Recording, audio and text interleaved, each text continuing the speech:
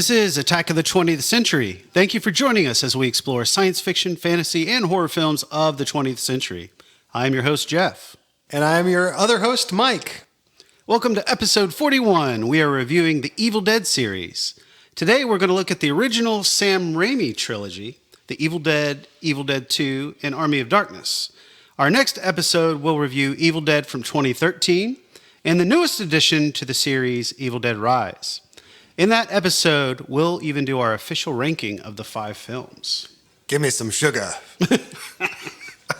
Look for us on Instagram and Facebook at Attack of the 20th Century. That's 20th.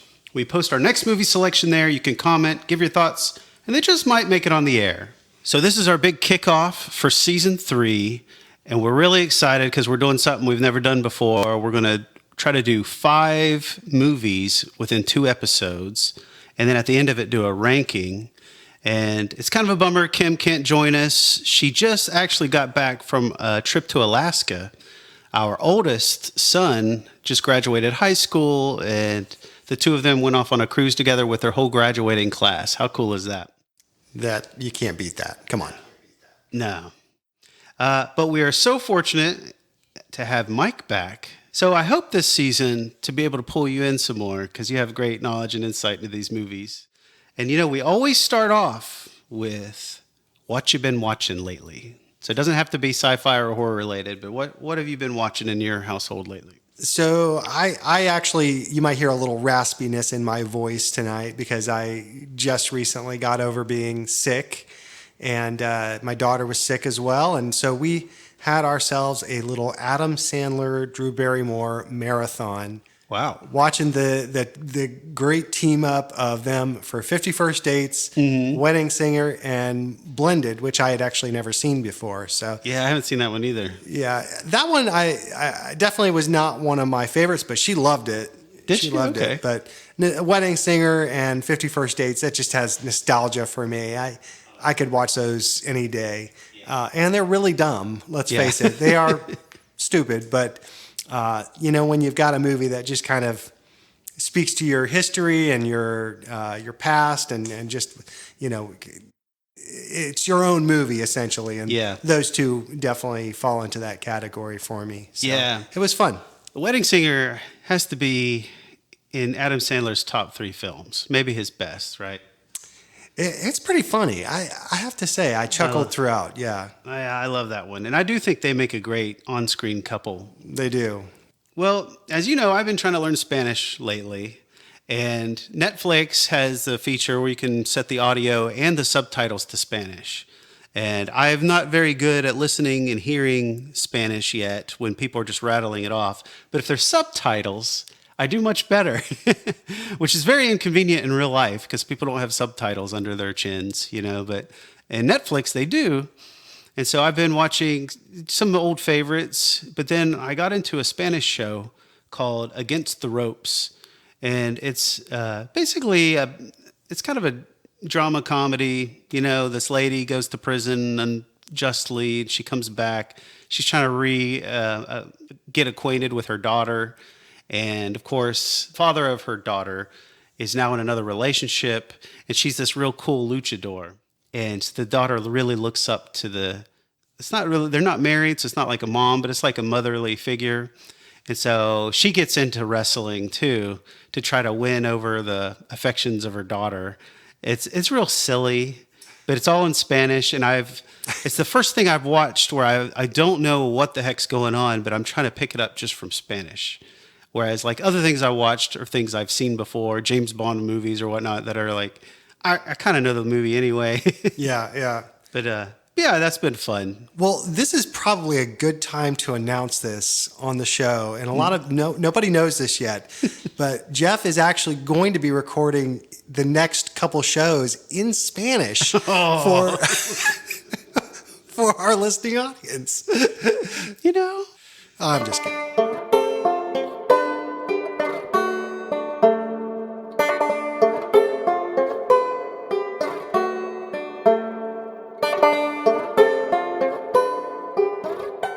Well, very cool. Let me give you a little bit of an overview of the whole series of Evil Dead films. Again, this episode, we're going to cover the Sam Raimi trilogy, But I wanted to give you a little overview of the whole series, and then let's get into like your history with those films.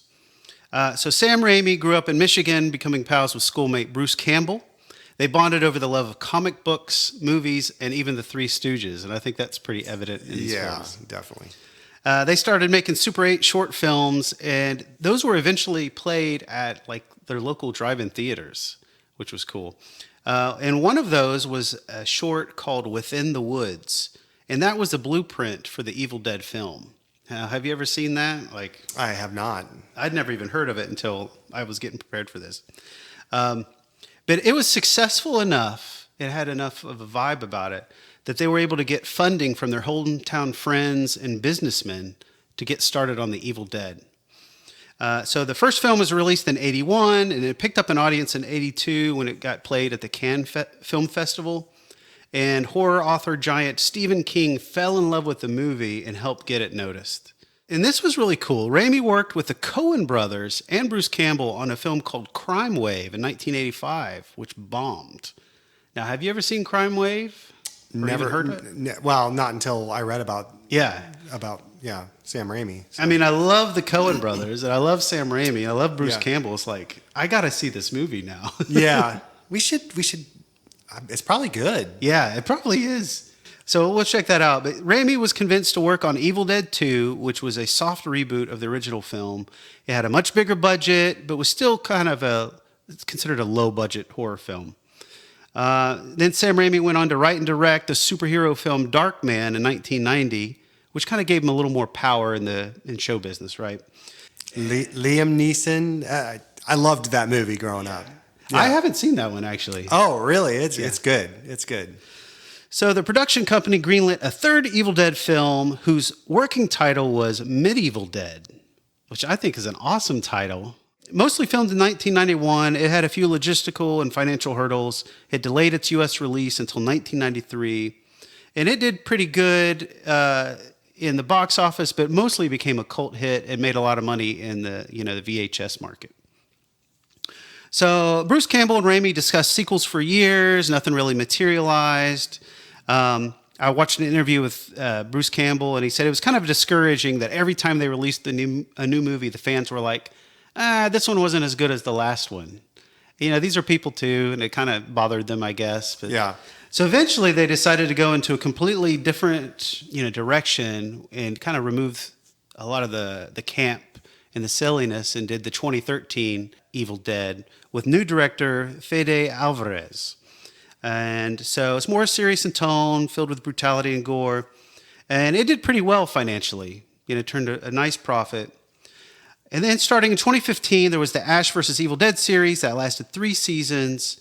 And apparently it got canceled because Bruce Campbell blamed that no one had ever heard of the streaming service Starz, which I actually got it recently because it's pretty cheap, pretty inexpensive. He also claims that Ash vs. Evil Dead is the #1 illegally downloaded movie or TV series of all time. So I don't know if that's factual or not, but that goes hand in hand because wasn't Evil Dead was the most stolen videotape in really? Yeah, in the videotape world. Oh, that's funny. Yeah. So after several ideas, including an Army of Darkness 2 film, they eventually settled on the Evil Dead Rise concept, which was ultimately written and directed by Lee Cronin. We'll talk about that one in our next episode.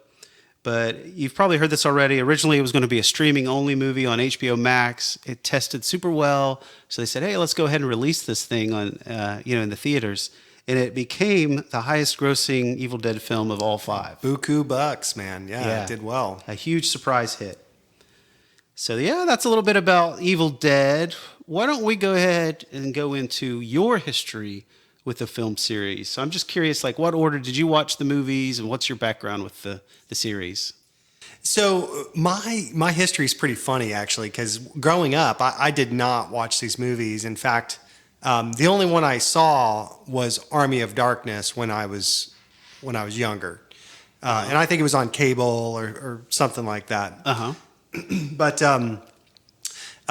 for some reason, in my mind, I had lumped these movies in with like Faces of Death and, you know, all these really like dark type movies. Even though I loved horror, I loved, you know, the genre, but there was something about it. I don't know if I read articles about it or heard about it, but yeah, I lumped it up, you know, in with all those type of movies.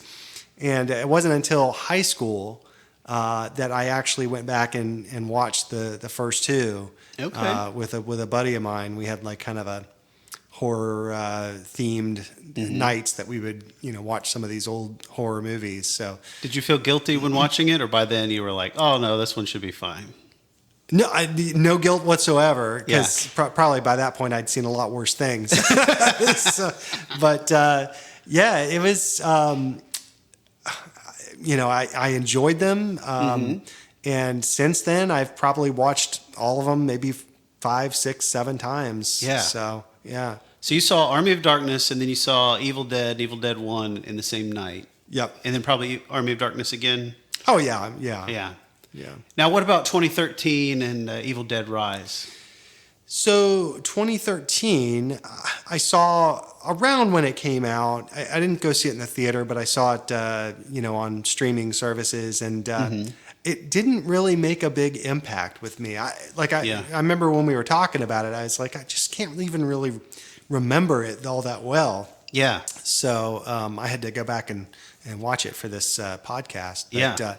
But, you know, what started all this is Jeff asked if I wanted to go see Evil Dead Rise, and that was definitely one that I was excited to see. And I think we both walked away pretty blown away, right? Yeah, kind of loving it. Yeah. And it kind of, that's what started this whole exploring the past. Yeah. So Yeah, I thought this would be real fun because we both have a love for the film series. We just saw Evil Dead Rise.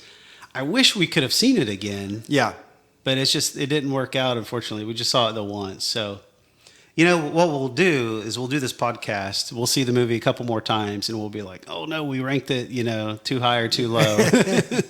Or we should have said this or that. Yeah. But, oh, well. Well, what's your history with it, with the series? Well, when Army of Darkness was advertised on TV as being in the theater, I saw something like the Skeletons. I want to say the Skeleton Army. And I instantly thought of my past growing up, you know, and I didn't know who Ray Harryhausen was at the time. But, you know, the Sinbad movies, the Jason and the Argonaut movies, the things where, like, they had these claymation skeletons, that was a big part of my childhood. And it just seemed goofy. And I think they may have done some one-liners here and there in the trailer even. And I was like, oh, you know, because if you're, you know, a child of the 80s, you grew up on one-liners and action films. Oh, yeah. I was like, oh, I have to go see this movie. And I was about 15, maybe 14, 15, somewhere in there. And I went with a buddy of mine and saw it, and I just loved it. I thought it was hilarious. I had no idea it was like the third movie in a trilogy. I don't think I realized it either. Yeah. You know, it's interesting because it's such a completely different spin on it. Yeah. That you can watch it just as a singular movie. Yeah. And I want to say, like, there was no internet at the time, but I had gotten a magazine. I was big into music, and I had, like, Rolling Stone magazine and Spin magazine, other music.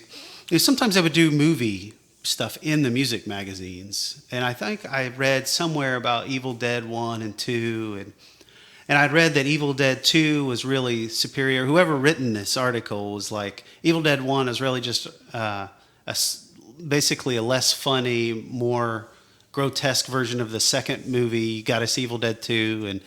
And so it was one of those things where, like, right after I read the article, I was in a Blockbuster or something, and they were selling VHS tapes. And there was an Evil Dead 2 VHS tape. And I said, oh, you know, this was the one before Army of Darkness. Let me go see it. So I grabbed it, and I watched it a bunch of times and really liked it. And I guess it scratched my itch. Like, I didn't have any reason to see Evil Dead, so I thought, you know, I never thought, oh, I need to go seek out Evil Dead 1. But anyway, long story short, you know, Evil Dead 2013 came out, and I was, like, super busy, a lot going on in my life, and I just never saw it. And I guess because there was no camp, there was no silliness, there was no Bruce Campbell, I just wasn't interested. But there was something about Evil Dead Rise when it came out this year. I was like, man, this looks really good. And I knew like we've gotten more into horror because of the podcast and everything, and I knew you would like it. So you and I went and saw it, which was really awesome. And I said, oh, I got to go back and see the other movies. And I kind of wondered if I had seen Evil Dead before and confused it with Evil Dead 2, but I hadn't. Like, so that was a really nice surprise. So I saw Evil Dead, and then I saw Evil Dead 2013. They're both on. No, they're pretty much all on. Wait a minute. Max right now. You're saying you did not see Evil Dead before? No. Oh. No.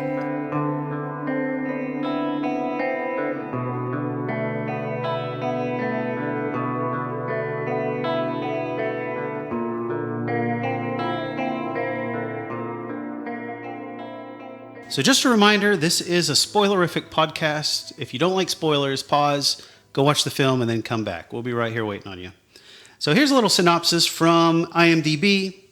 5 friends are spending the weekend in a remote cabin in the woods. While investigating the cellar, they discover a tape and a decaying old book full of strange incantations. The tape is played, and it unleashes a powerful evil force from the forest that is able to destroy just about every one of them. So, creepy. So we were just talking about this. Did this film scare you, or what's the scary factor in this film to you? You know, I feel a little cheated, if I'm being honest, because if I had seen this movie back in 1982, it might have scared me. Yeah. Because there was nothing like it at the time, right? Right. But being that I watched this one and the campiness of Evil Dead 2 in high school, it just didn't scare me that much. Yeah. Not to take anything away from it. It's great. They're great movies. Right. But for me, it didn't quite scare me. Yeah. I saw this as an adult, like I said, and I wasn't scared. We were just talking a little bit of Evil Dead, The Evil Dead, and Evil Dead 2. There's a lot of there's a formula to it, really. There's a lot of walking down these long corridors, creeping. You're in suspense. Maybe they open a door, there's nothing there, and then sometimes there's a false scare, and then sometimes there's a real scare, like, you turn around and like, ah! So there's a lot of that, and I think once you're kind of used to this is where they're coming from, like, it's not very scary. Yeah, I mean, there are aspects to it that are scarier, like just the camera work on the evil entity as it's coming up on people. Yeah. That's pretty good, you know.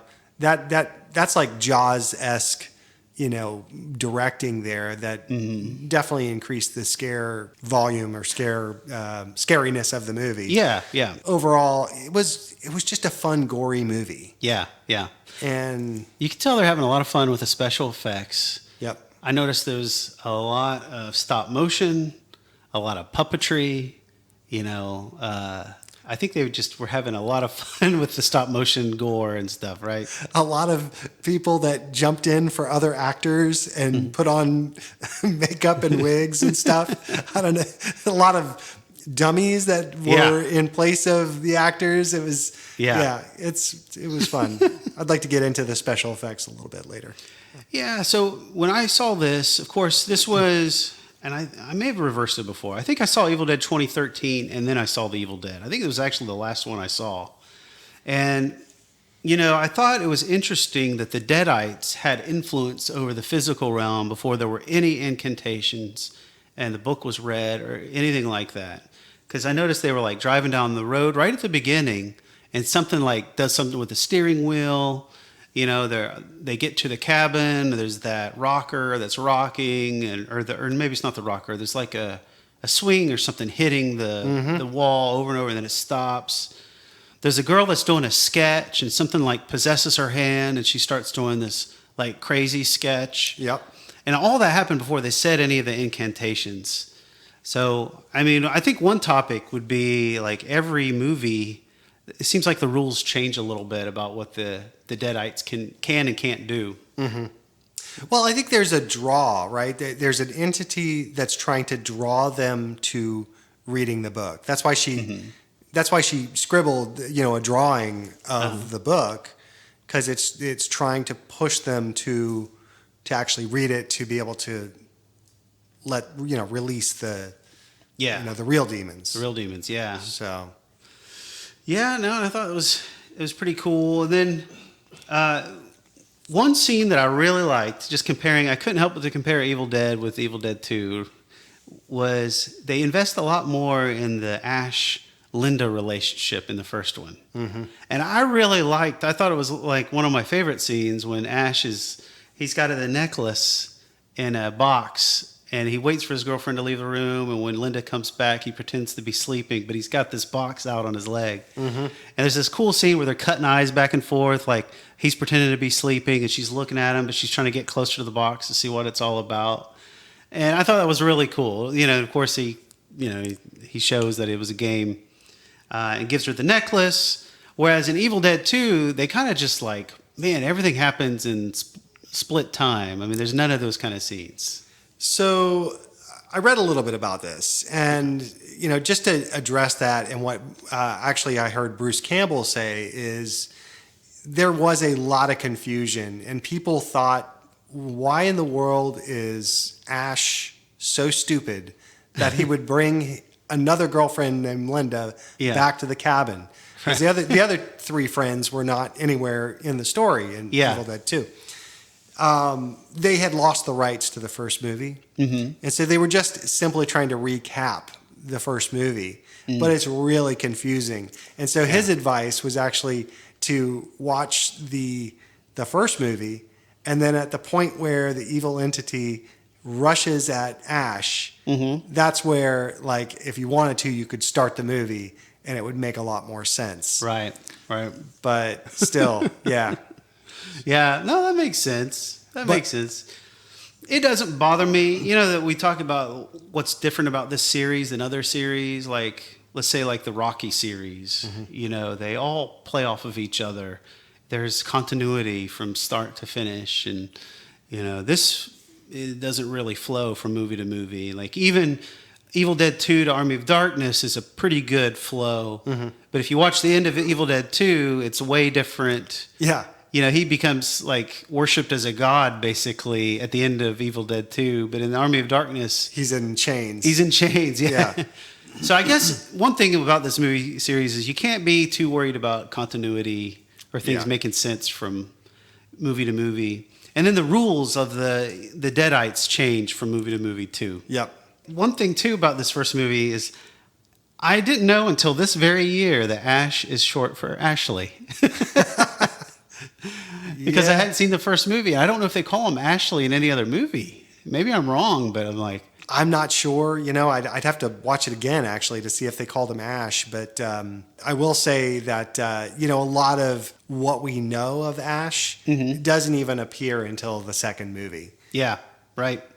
There was just a hint of comedy at the end of the first Evil Dead movie. Yeah. Yeah, and I'm glad you brought that up. I mean, what did you think of the actor performances in the first film? Everyone did the job. Obviously, Bruce Campbell, he couldn't have been beat as that character. Right. Just spot on, perfect, and he only got better with every subsequent movie. Yeah, absolutely. In terms of the other actors, I personally liked the acting in the second Evil Dead a little bit more than the first. Right. But, you also have to keep in perspective, these are, 20-something, early 20-year-old kids out in the woods making a movie in the most uncomfortable circumstances around. And considering that, they did a really good job. Yeah. And I will say, I just like a shout out to his girlfriend, Linda, because that was genuinely one of the creepiest parts for me in the movie, is where she turns and she's sitting on the floor, just giggling and laughing. That was creepy. She did a good job there. Yeah.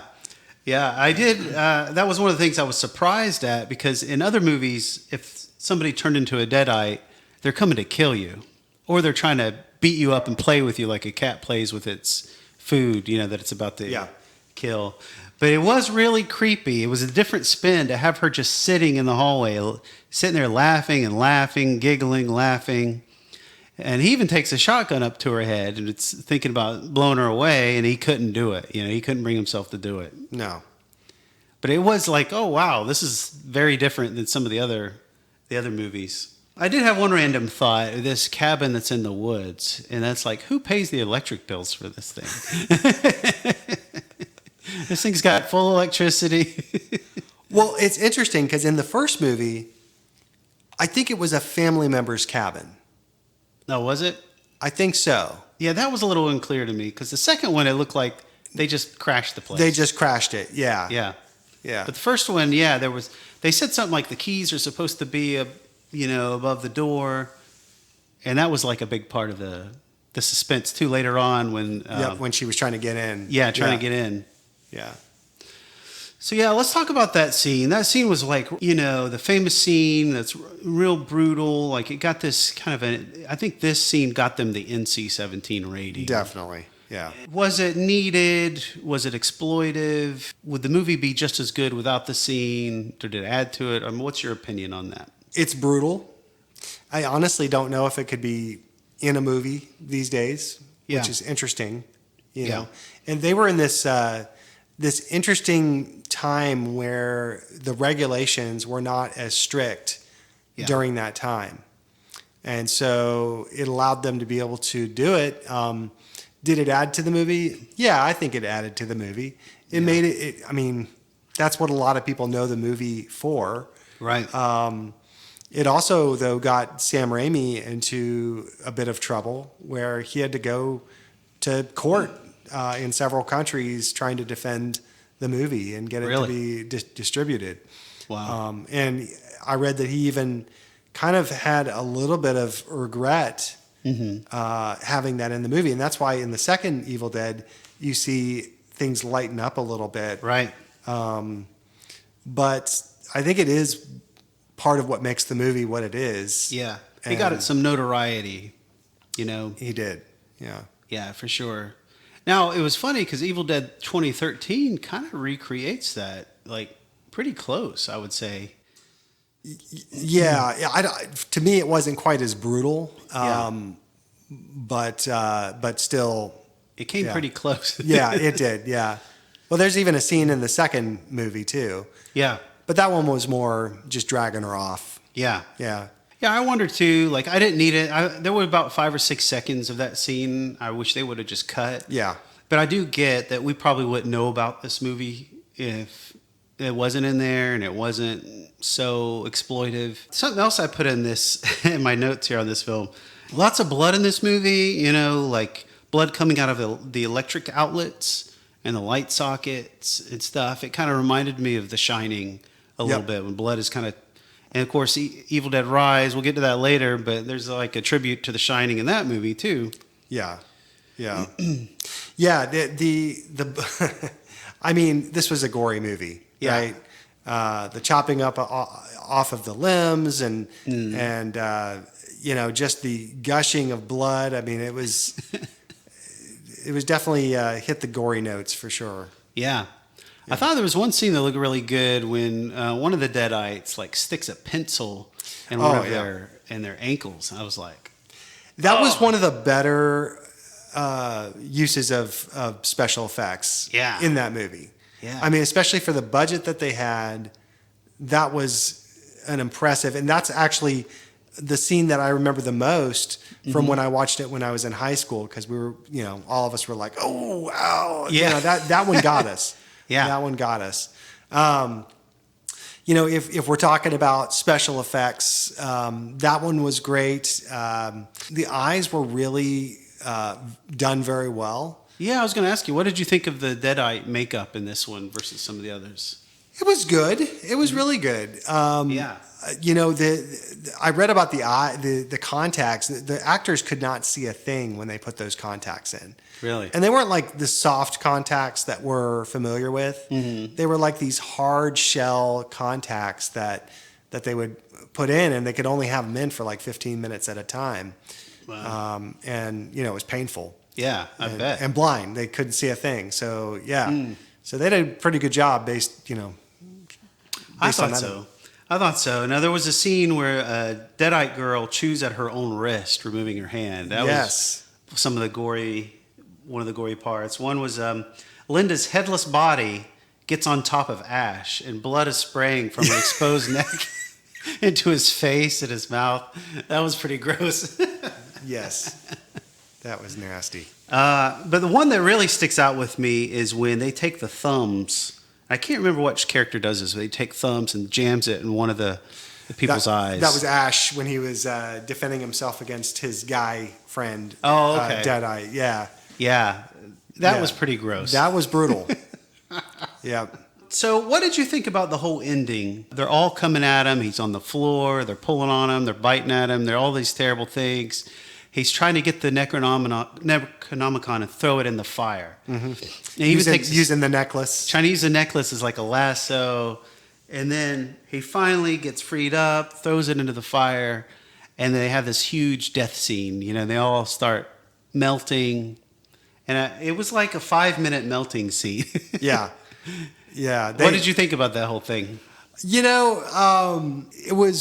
It definitely was different than the other special effects. One of the things that really kind of made me go, wow, I wonder how they did that, was where you could see live cockroaches crawling over the claymation. The claymation. Mm-hmm. And I'd love to actually read more about that, because that particular scene, because I'm wondering how they did that. I don't think the cockroaches were claymation. Yeah, I didn't know. But that would be very ambitious. Yeah. They had to be fake. Do you think they were fake? They may have been fake. They looked real? They looked real to me. Yeah. It reminded me a little bit of Primus music videos, because they always have claymation and like really gross claymation stuff. But it takes you out of it a little bit. It took me out of it a little bit. Yeah. I was like, the scene's going on forever. Yeah. Well, so it's a lot better than what Sam Raimi had originally planned on doing. Oh, really? Which was to have balloons in the bodies that would just slowly deflate, and some like smoke would come up. Oh. Which that to me probably would have taken me more out of the movie than the claymation. Well, it's funny because like as soon as it gets, I think they're dead, and he looks around. It's like, oh no, they're going to decompose some more. Yeah. Now, there's oatmeal, blood, and pus and bugs. Okay. Oh, you saw the oatmeal too. Huh? Yeah. It's like, now there's a skull. Yeah. How much of these things are going to decompose? And I thought it was funny. Like all you had to do was burn the Necronomicon, and you're good. Yeah. Yeah. The whole movie could have been easily. They could have been easily defeated. Yes. But it's interesting because, and we're talking about the 2013. Yeah. But in that movie, they tried to. Yeah. And it it didn't couldn't. work. Yeah. Yeah. But what something else is, every movie that you see, the Necronomicon changes its look. Yeah. Every single one. Yeah. So maybe it's different books we're dealing with here. Maybe.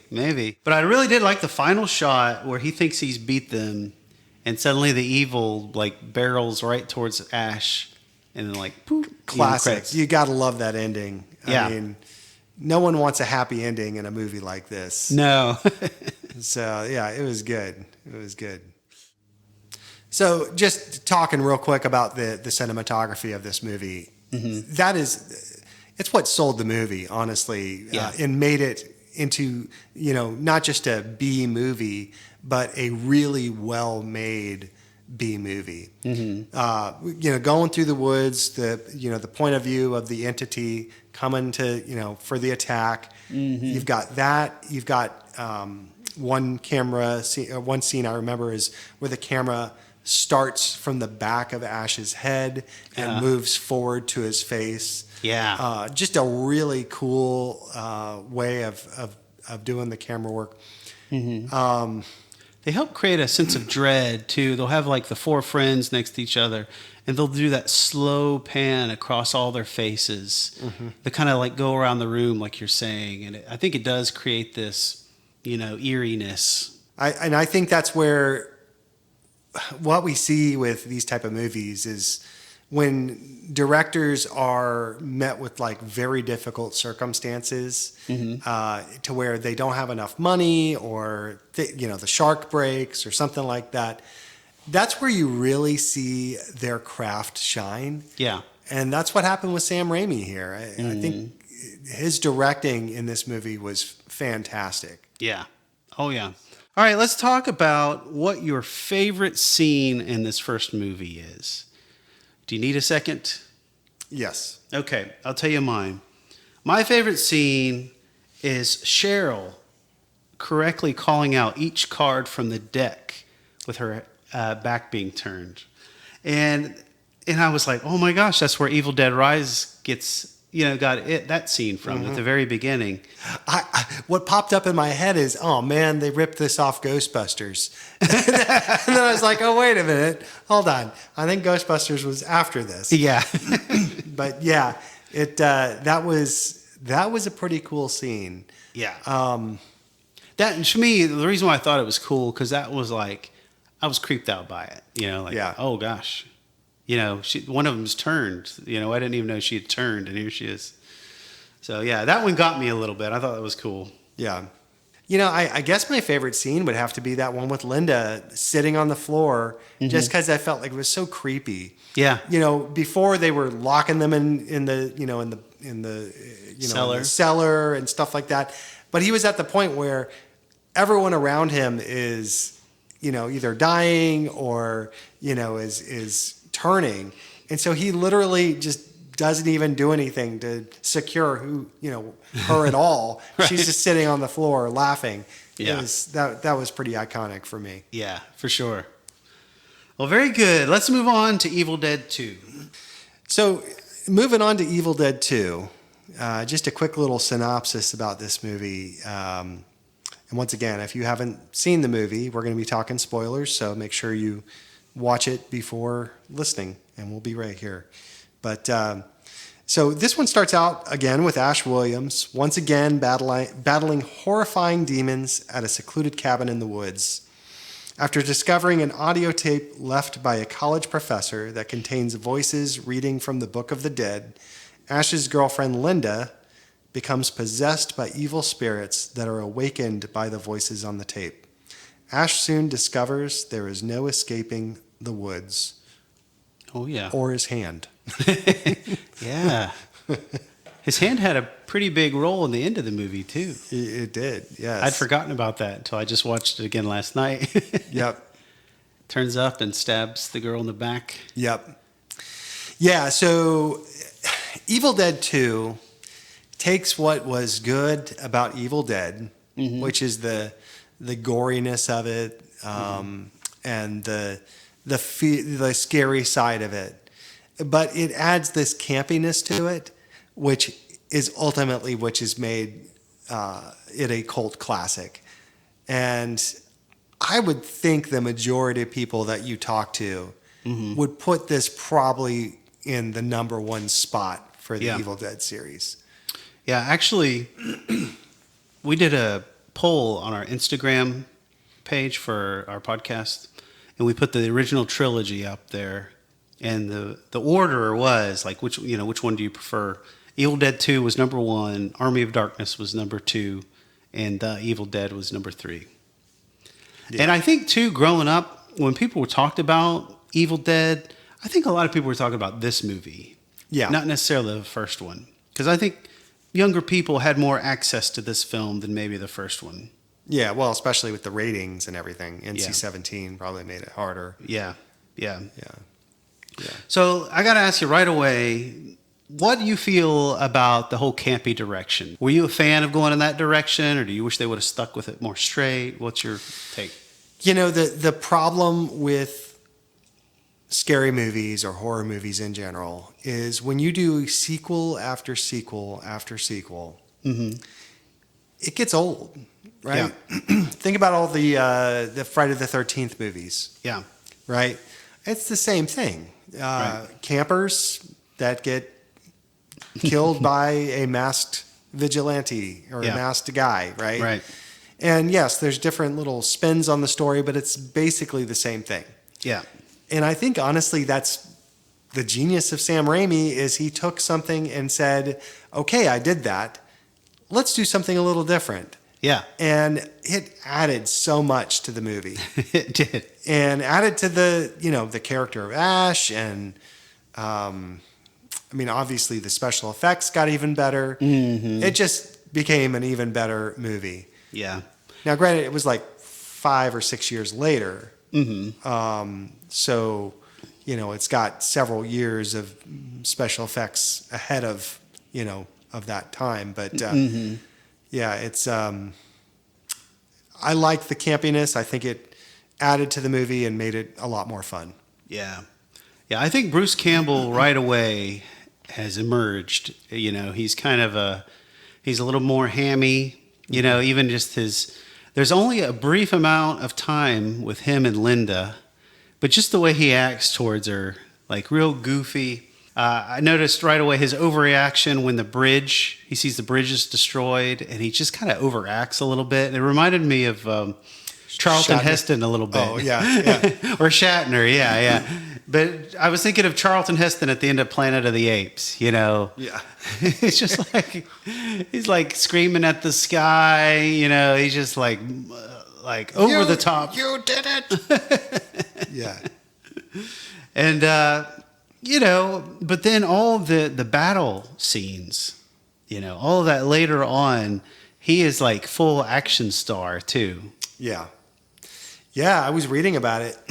So he did have a stunt double for like the really dangerous stuff, like falling down the stairs and things like that. Oh, yeah. But like the scenes with his hand where he flips himself over after grabbing his hair and stuff. Yeah. That was him. Wow. That was him doing those stunts himself. So talk That's about incredible. Like really just giving it your all. Mm-hmm. He did an awesome job. Yeah. You mentioned camera work before, and I think they really amped up some of the camera work, like the POV shots, going through. Like I remember one scene where it like grabs Ash and he's like spinning, going backwards, hitting trees. Yeah, that took a whole day to film. Just that fight, like how many seconds of filming that was. Yeah, they like rigged up some sort of contraption on a car. And had to have like 1.5 miles of road where they're spinning him around, and all the branches that are hitting him. That's just the crew taking branches and just hitting him, hitting him over and over again. So he definitely took a beating on this. Yeah. Yeah, the POV too. There's a scene where it's like going into the cabin and it was looking for him and it's chasing him. It's like knocking down doors and all that. Yep. And then like he disappears. Oh, it's perfect. And it's like the camera's looking around for him, and then it withdraws. That's like, I don't know, where did he get those ideas from? Sam Raimi, that is. Yeah. Like, that's just an incredible use of the camera. Yep. I loved it. The camera work was just astounding. Yeah, lots of stop motion again. What did you think about the dead girlfriend, Linda, dancing? That I did not like. Yeah? Why didn't you like? Did it just look fake or what? It kind of took me out of things a little bit. And for me, that did not stand up to the rest of the movie. Yeah. What did you think of it? I think anytime you do stop motion with a human, it's dangerous. Mm-hmm. So even the old Ray Harryhausen, like show me a monster or a creature and I love it. But as soon as they like grab a human into its mouth or something, like it starts looking fake. Because I don't know what it is. Eyeball just knows what a human is supposed to look like. Mm-hmm. I think it's really hard to get.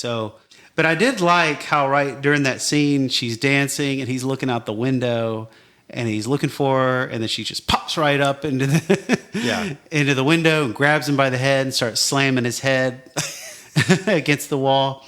And he's like screaming and screaming, and then he's like, poof, he's sitting in the chair screaming. Yeah.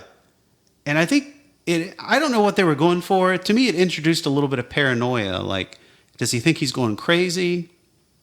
That was a different element in this one versus the other one. Yeah. Like, am I going crazy? But then suddenly her head like drops into his lap or something, and bites him on the hand. Do you remember that? Yeah, I do. Yeah. That's the start of the hand going against him. There's a few cases where that paranoia, I think, gets introduced, and they've kind of teased it a little bit, but they don't really go anywhere with it. Well, something we haven't even mentioned is the fact that he was fighting this whole time, becoming a Deadite. Yeah, so maybe that was part of it too. That's true. There was a couple times he actually became a Deadite in this movie. Yep. And it went away. Like, again, the rules change from movie to movie. The first time the sun comes out, and because the sun comes out, like, he gets turned back. It's like the darkness leaves. Which really stinks because of all those people they dismembered in the... Yeah, if they just waited around a little longer. Yeah, just tie him up and wait. But then the second time, he's a Deadite, and he finds the necklace that he had given Linda. And I guess that memory of Linda turned him back. So that was a little different for this film. There's a lot more physical slapstick comedy in this one. Like you mentioned, the whole hand, him throwing himself around. They turned this to 11 with Army of Darkness later on. But all of that slapstick, the roots are right here in this movie. Now, did you like that kind of stuff, or what did you think of the slapstick kind of physical comedy? I loved it. Yeah, I mean, that whole thing with his hand was comedy gold, right? Smashing the plates and everything over his head. Yeah. When he was laying on the ground unconscious, the hand like pulling him towards the what was it, a hatchet or something that was on the... Yeah. It was like a butcher's cleaver or something. Yeah. And then right before the hand gets there, he stabs it with a knife or something. Yeah. Takes out the chainsaw. It's like, who's laughing now? Who's laughing now? And blood starts squirting everywhere as he chops his hand off. Puts the hand in a box, and then did you catch the book that was put on top? Yeah. Farewell to Arms. Yeah. Comedy gold. I'd forgotten about that too until yesterday when I saw it again. Yeah. So I watched this with, I'm telling on myself a little bit, but our 11-year-old, he loves this movie, by the way. He watched it with me, and when that headless body comes in, bursts through the cabin door with a chainsaw, lunging towards him, we're both just cackling. Like, it was really funny. But it's definitely a darker humor. Yeah, I definitely don't get Parent of the Year award for letting him watch that, but... there's not that much difference between this and Army of Darkness. Yeah. Right? Yeah. Maybe it's a little bloodier. It's probably a little bit more blood. Yeah. There were a couple scenes that said, look away. Yeah. What can you do? Yeah, if you can't corrupt your kid, what can you do, Jeff? If it's not his dad doing it, it'll be some friend, right? I'd rather be me.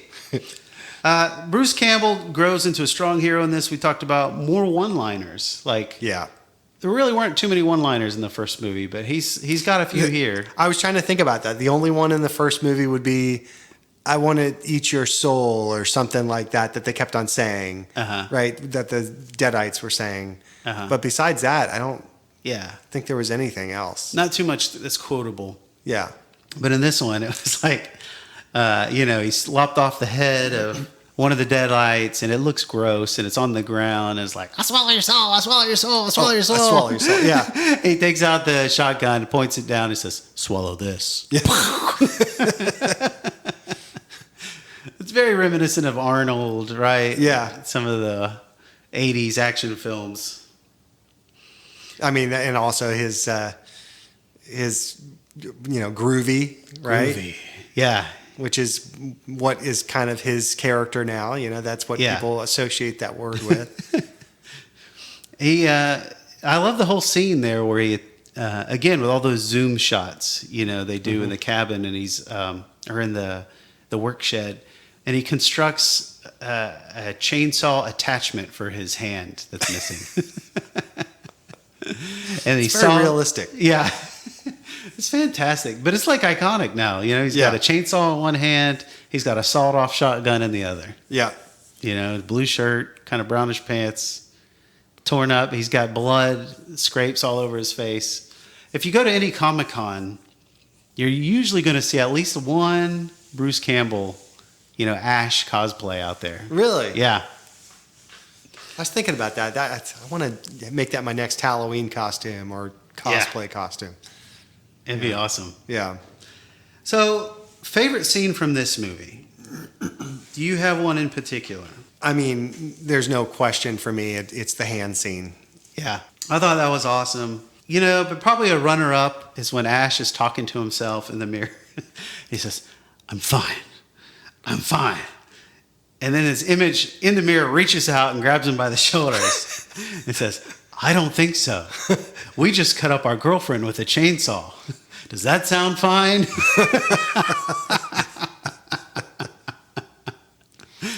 Yeah, that's pretty iconic. Yeah. But one thing about the show, and we're not going to review the show, but Army of Darkness, basically, they couldn't use any of that footage for the show. So for the actual show, Ash vs. Evil Dead, they pick up after Evil Dead 2. I didn't know that. Was it a different production company or something again? I guess Universal owned the rights to Army of Darkness, and so they had to not reference any of that. Wow. And so they talk about this time in the cabin in the woods years ago, but they don't talk about him doing time travel and all that stuff. Yeah. So at the end of Evil Dead 2, Ash gets transported back in time. And it was really cool, pretty ambitious for a low-budget film to do this, to go back in time. They drop a car from the sky. You know, all these men come out in costume, and then a stop-motion Deadite comes flying at him, and then Ash blasts them. And they all start, all the people start worshiping him as kind of like the chosen one. But Army of Darkness picks up in 1992. And it's a little different. Here's the film synopsis. Again, we're going to do spoilers for this one.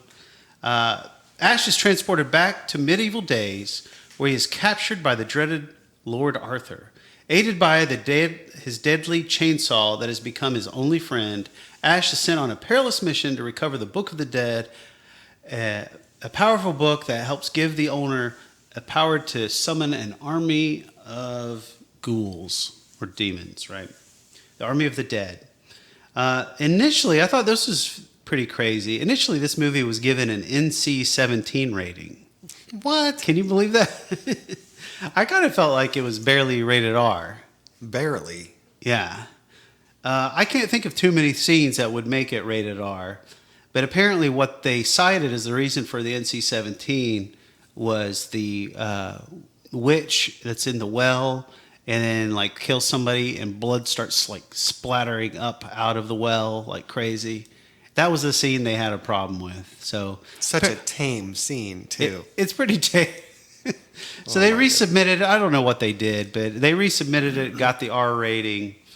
I really kind of feel like this is a PG-13 movie. Yeah, by far. Pretty tame. In this film, they go pretty much full camp, but with more of kind of an adventure tone, action adventure. We were just talking to my son about it. He said it was reminiscent of the old Ray Harryhausen movies, Sinbad movies. And I see that big time. Definitely they pulled some influence. And I just think of that Army of Darkness at the end with all the skeletons, the stop motion, and then the puppetry. To me, all that was very reminiscent of those old Sinbad movies, Jason and the Argonauts, like I mentioned earlier. Bed knobs and broomsticks. I thought the same thing. I have a note here. Bed knobs and broomsticks. Yeah, it pays homage to several movies from the past. Yeah. And again, you talked about Sam Raimi earlier, he went in a different direction. Completely different direction. Yeah. Now, what did you think about the direction of this film versus the others? Were you on board? Same feeling I had with the direction of the tonal shift in, between 1 and 2. I loved it because you've got to keep it fresh and new. Yeah. Just what a crazy idea to send him in the past. Still battling Deadites. But yet he's training, knights to fight them. I mean, how crazy does it get? Yeah. Honestly, it makes me sad that they didn't just continue down this path and just have more and more movies where they just completely shift the entire premise of the movie. Yeah. what did you think about the special effects in this one versus the other? Because this one did have a bigger budget. I mean, each movie gets better and better, right? Yeah. I mean, the skeletons were pretty cool, you know? Yeah. Pretty ambitious. Yeah, pretty much all of like even the end of Evil Dead 2, the claymation in that movie, when you compare it to this movie, was worlds difference. Yeah. So much better. Yeah. So. Absolutely. Yeah. One note I have here too is the actors. The quality of the actors gets better and better with each film. I think the second one, they had addition by subtraction. They got rid of their cast. It was just mostly Ash. Yep. And then he really was cleared up to, do his thing. And in this one, they had Ash who continued to do kind of that, embracing that 1980s one-liner persona, action star hero, I think. They really kind of embraced that for him. But they surrounded him with a lot of British actors and actresses. Yeah, I mean, everyone played off of each other really well. Mm-hmm. You never got a sense that anyone was in the back of their head thinking this is the stupidest thing ever. They took their part very seriously, and it worked well. Yeah, I mean, you had the wise man, played by Ian Abercrombie, the leader of the people who was Lord, what's his face? Lord Arthur. Arthur, yeah. I don't know how I forgot that name. Lord Arthur, and then you have Henry the Red, which I thought he was great, played by Richard Grove, and then Sheila, she's the love interest, the first love interest, not named Linda in this one. Yeah. Embeth DeViets. We recognized her from Matilda. Really? Yeah. I did love, though, the whole beginning. Ash is thrown into the pit. They have this whole action sequence where he kills two Deadites. We think he's killed. He escapes. He basically says, "Who wants some? You? You?" He points at the one guy. One guy. And introduces everybody to his boomstick. Yeah. One of the great lines. Classic. I love it when the red, what's his name? The red guy. Henry the Red. Henry the Red. Mm-hmm. Where he's like, I'm in charge of these, these people, and and I'm, Eric the Red, and Ash goes, well, what does he say? Well, hello, Mr. Fancy Pants. This movie's filled with one-liners. Yeah. And not just from Ash. When the girl, Sheila, gets turned, she's like, I may be bad, but I feel good.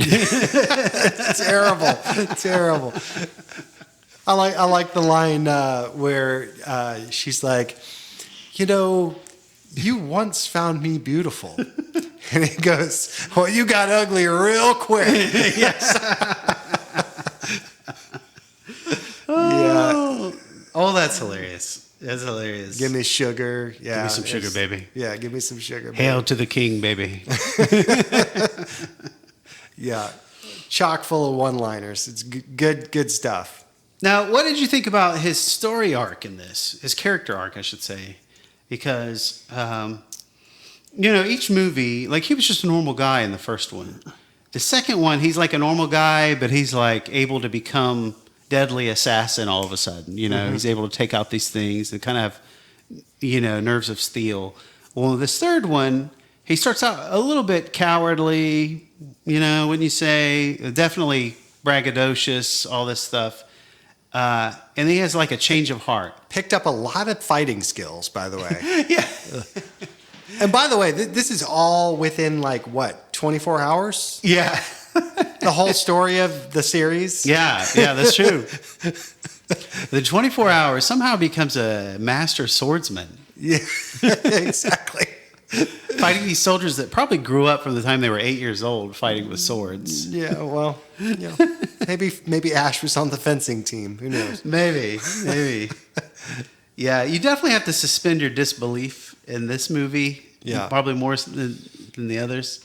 Yeah. But in terms of character development, I mean, with this one, he went full circle, right? He showed up.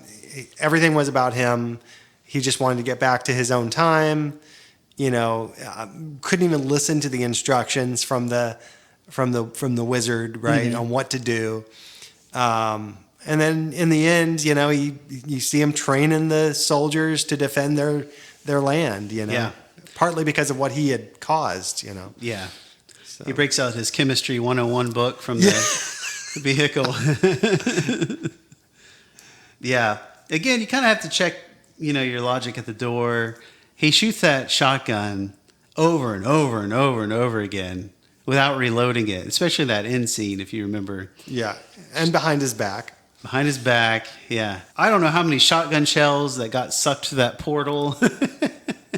Well, that, and then I kept on thinking about the chainsaw, how much gas was there for that thing. Yeah, as a kid, I didn't think about that, but I actually own a chainsaw, and that thing's a pain in the butt. I mean, number one, it's a pain in the butt to start, and then also, like, it eats up fuel. Yeah. You know, you got to keep it lubricated and everything, or else it starts running hot. Yeah. And it just seems like that thing runs all the time on his hand. Like, did he bring fuel with it? No, yeah. Well, you know what? He only had it in the beginning. I keep on forgetting. He remember he fashioned a hand of some sort. Oh yeah, you're right. That could crush cans, metal, yeah, metal cups. Oh. Groovy. Let me ask you this, because at some point, you know, I fell in love with this movie. I watched it a million times. At some point, I started wearing thin on the whole scene with the little ashes. If you remember when he goes to the windmill. Yeah. Like, at some point, that scene seemed like 20 minutes long. I timed it last night because it still kind of irritates me a little bit. Yeah. But it's only 5 minutes in the film. I mean, how did you feel about that? Well, I think they were trying to repeat some of the same stuff that we found with the hand, right? Where his body was going against him. Yeah. And yeah, it was kind of dumb. Yeah. But then, you know, it made it so that he swallowed the guy, the eye popped out. Once it got to that point, it was pretty cool. Yeah. Yeah. You know, where his body started to split. Yeah. Now all that was good. Yeah. But the little guys, yeah, that was weird. Yeah. Yeah, that one, it kind of irritated me a little bit. But they saved it because, like you said, he splits off into Evil Ash. Mm-hmm. He's got Evil Ash and regular Ash, and they fight. And there's a great scene where Ash takes the shotgun, sticks up to Evil Ash's face, and blasts them. And he says, "Good, bad, I'm the guy with the gun." Yeah, yeah. Another great line. Another great one-liner. But there was one other cringy scene for me when Ash's face gets sucked into the Necronomicon, if you remember, and he pulls out and is like Beetlejuice face, and he like shakes his head super fast, like lightning fast, beyond what a human could really shake their head. Yeah, and it like changes to another ugly face, then changes to another ugly face, and then he's fine. Like, some of that was like a little too far in the silliness, I thought. Yep. Yeah, that's where it pushed it a little too far. I agree. Yeah. It felt pretty juvenile there, but otherwise, you know, those are pretty much the most negative things I can say about the movie. I think this one's a lot of fun. Again, we're going to save all of our scores for the next episode, where we really go into our rankings, and then we can do a yay and nay for each film, if you'd recommend them or not. Yeah. What did you think of the actor that played the commander of the skeletons? That guy was amazing. Yeah. Yes, I think I know who you're talking about. Mr. Bruce Campbell. Yeah. All right. What would you say is your favorite scene from this movie? You want to think about it for a minute and I'll tell you mine? Yes. It was the final S-Mart scene. So when he's returned to his regular time, and he's told this whole story, the whole movie he's been telling to his coworker, was actually played by Ted Raimi, the brother of Sam Raimi. But then a deadite shows up, and there's all this great horror comedy here. Ash tells her, "Lady, I'm afraid I'm going to have to ask you to leave the store."